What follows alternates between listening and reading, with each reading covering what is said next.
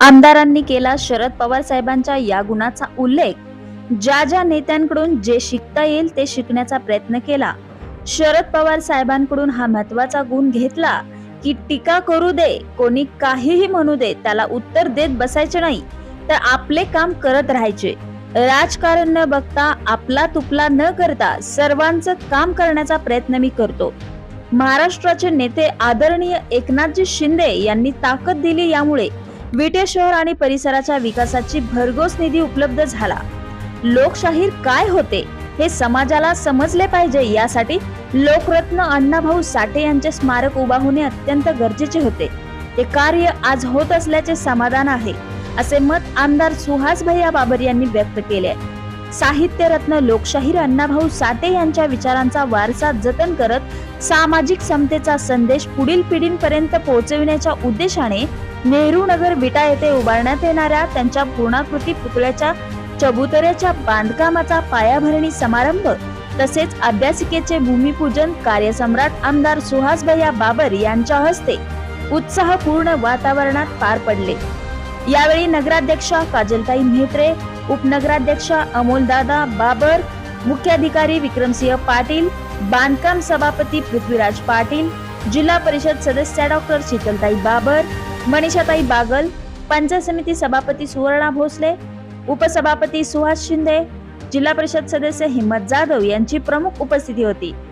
यावेळी बोलताना आमदार सुहास भैया बाबर यांनी लोकशाहीर अण्णाभाऊ साठे हे केवळ साहित्यिक नव्हते, तर सामाजिक परिवर्तनाचे प्रखर योद्धे होते.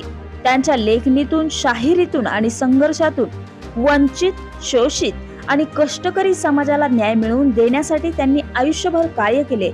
त्यांच्या स्मृती जपणारा हा पूर्णाकृती पुतळा समाजासाठी प्रेरणास्थान ठरेल, असे सांगितले. नगरपालिका निवडणुकीवेळी अण्णाभाऊ साठे यांचा पुतळा उभारण्याचे दिलेले आश्वासन आता प्रत्यक्षात येत असल्याचा आनंद व्यक्त करत त्यांनी दिलेला प्रत्येक शब्द पूर्ण केला जाईल. पुतळा उभारण्याबरोबरच त्यांच्या नावाने अभ्यासिका सुरू व्हावी, हा माझा उद्देश आहे. स्मारकाचे काम दर्जेदार व्हावे यासाठी कटिबद्ध आहोत.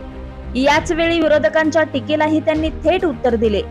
कोणी कितीही टीका केली तरी मी त्याकडे लक्ष देत नाही.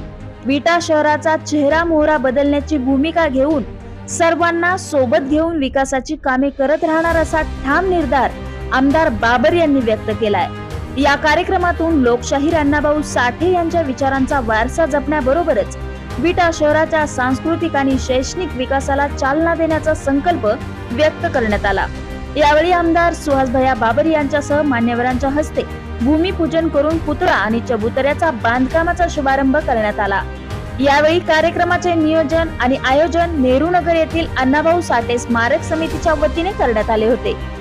यावेळी पुतळा समितीचे विश्वनाथ कांबळे, डॉक्टर राजन भिंगारदेवे, नगरसेविका प्राध्यापक लीला भिंगारदेवे, रुपाली पाटील, वनिता शितोळे, उज्ज्वला पाटील, अपर्णा पाटील, दीपा चोते, सपकाळ, भाग्यश्री ताळकर, शीला लिपारे, उज्ज्वला सूर्यवंशी, माजी नगराध्यक्ष नंदकुमार पाटील, नगरसेवक वैभव म्हेत्रे, नगरसेवक संजय भिंगारदेवे, रामचंद्र भिंगारदेवे, सुरेश पवार, भालचंद्र कांबळे, महेश कदम, श्रीकांत साळुंके, प्रणव हारुगडे, अविनाश शितोळे, अमर शितोळे, ॲडव्होकेट धर्मेश पाटील, वैभव म्हेत्रे, सुरेश पवार, विशाल तारळेकर, प्रकाश सपकाळ, कन्हैया पवार, माजी नगरसेवक शिवाजी हारुगडे, महेश भिंगारदेवे, प्रकाश भिंगारदेवे, निखिल भिंगारदेवे, कैलास भिंगारदेवे, भूषण भिंगारदेवे यांच्यासह पदाधिकारी आणि कार्यकर्ते मोठ्या संख्येने उपस्थित होते.